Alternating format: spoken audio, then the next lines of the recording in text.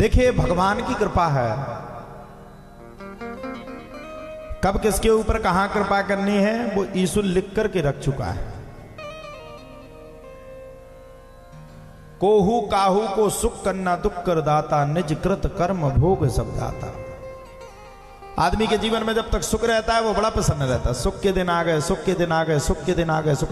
और जब दुख के दिन आते तब भगवान को खूब खरी खोटी सुनाता है मंदिर में जाके।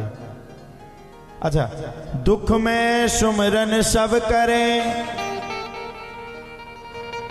सुख में करे न कोई, जो सुख में सुमिरन करे।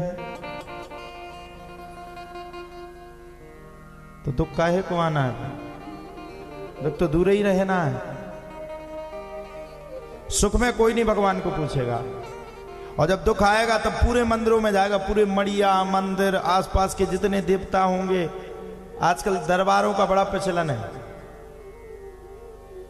सबको अपनी अपनी होड़ पड़ी, जिसका भी कई दरबार लग रहे हैं, कोनो अंडुआ सरकार लग रहा हो, यानी कितने सरकार प्रकट हो गए।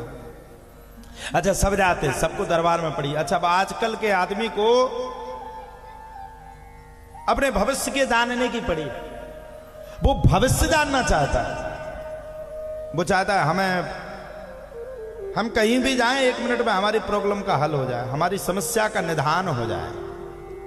कई बार लोग बाग हमारे पास आते हो, आकर के हमसे कहते, गुरुजी हम बड़े परेशान हैं, बड़े हैरान हैं, हम आपके यहाँ आए, मंदिर पे आए, 11 बार आए, बालाजी के चरणों में आशीर्वाद लिए, हमारा तो कोई काम ही नहीं हुआ। अरे भैया, अगर ऐसे किसी का कार्य होता तो सबसे पहले तो बालाजी में मैं ही अर्जी लगा करके कह देता, प्रभु हमें को 200-400 करोड़ रुपया दे दो, हम यहां वहां भागवत काय को करते फिरे। आपको अपने कर्म को सुचारू रूप से जीवन में करना पड़ेगा। कर्म तो कर्म है, कर्म प्रधान विश्व कर राखा, जो जस करे सो तस फल चाका। हाँ, ये जरूर है, कबहू तो दीन दयाल की झनक पड़ेगी कान। कभी ना कभी भगवान आपकी सुनेंगे। जब आप उसके दरवाजे पर जाएंगे, जब आप उसके दरवाजे पर जाकर के बैठेंगे, विराजमान होएंगे, जब आप उसके दरवाजे में मत्था को टेकेंगे, बार बार आएंगे कि तू कितने ही बार भगा दे मुझे, 1000 बार भगा दे, लेकिन मैं आपके दरबार को, मैं आपकी कथा को, मैं आपके प्रभुत्व को, मैं अपने धर्म को कभी नहीं छोड़ सकता। तो भगवान एक ना एक दिन तुम पर कृपा जरूर करेंगे। जब तक आप अपने जीवन में अपने कर्म को नहीं करोगे, अब संसार है, सब होड़ में लगे,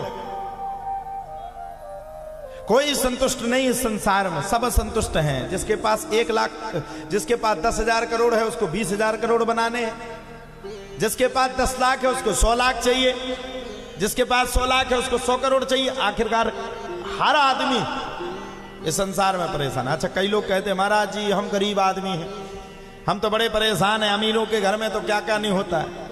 भैया, तुम पर्दे के आगे होकर के परेशान हो, जो गरीब होते ना वो पर्दे के आगे परेशान है। अमीरों के घर पर बैठ करके एक बार पर्चा खोल करके देखो तो कोई डायबिटीज का बीमार होगा, किसी को कैंसर हो जाएगा, किसी का बालक टेढ़ा टपूला हो जाएगा, कोई हैरान हो जाएगा, कोई परेशान। कई बार एक बार हम एक जन के घर में गए तो कोई ये बहुत बड़े आदमी, 32,000 करोड़ के व्यक्ति।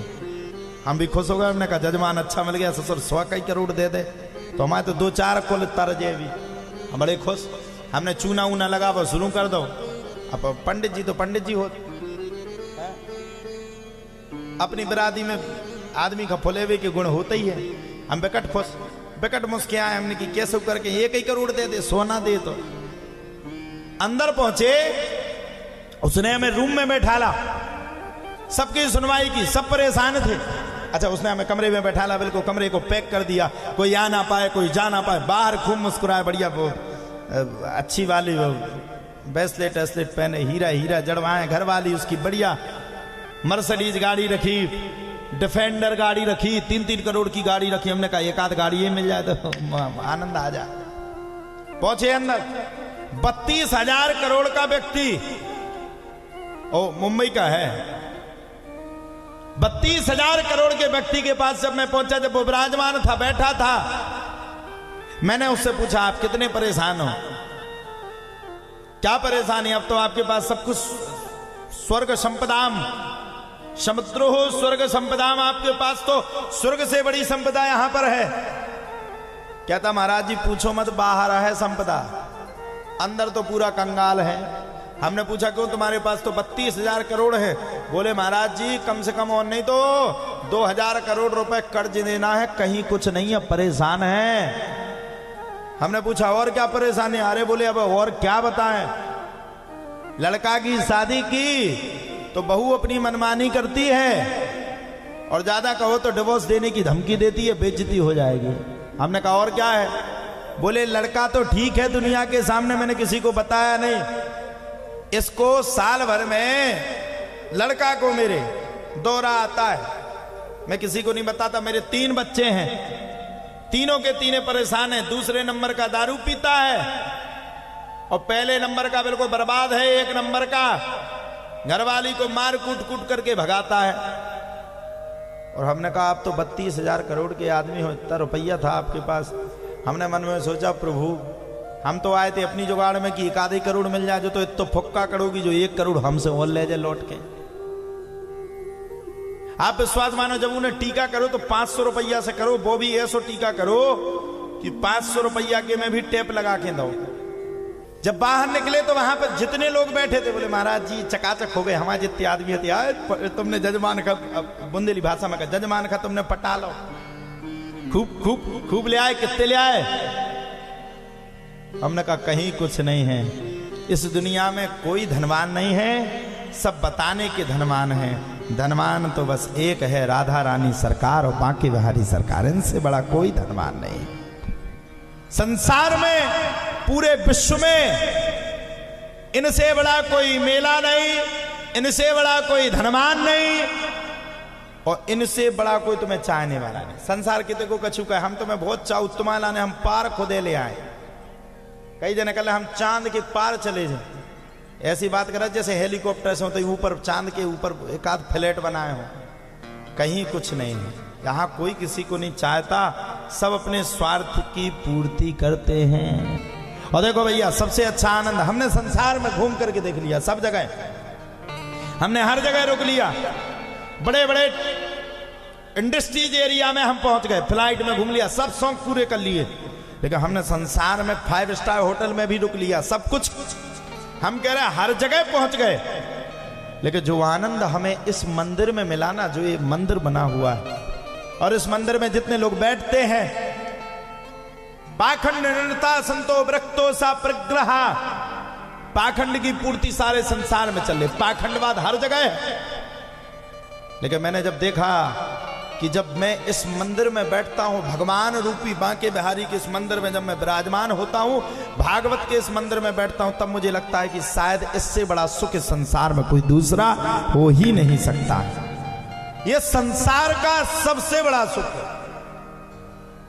और मैं भगवान का बड़ा कहूं तो बड़ा शुक्रिया अदा करता हूं। हम जैसे इंसान को आपने कहां से कहां बैठाल दिया, हम जैसे इंसान को आपने, देखो दुनिया की दुनिया नौकरी करते हैं, हेलो हमें टाइम नहीं है, हम सत्यनारायण की कथा में नहीं बैठ पाएंगे, तुम्हें बैठ जाओ।